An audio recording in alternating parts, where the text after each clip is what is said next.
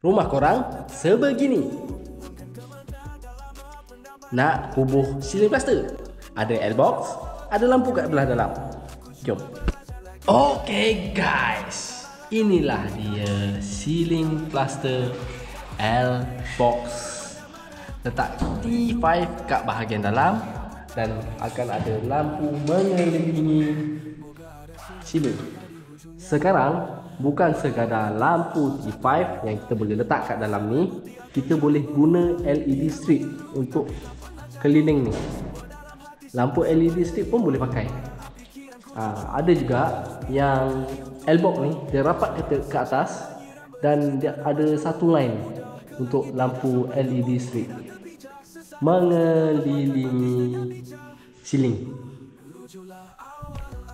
Yang ini adalah keadaan sebelum pemasangan ceiling dijalankan. Korang boleh nampak adanya bim-bim yang mengganggu pemandangan mata korang. So, bila kita dah pasang ceiling, dah pasang L-box, beginilah jadinya.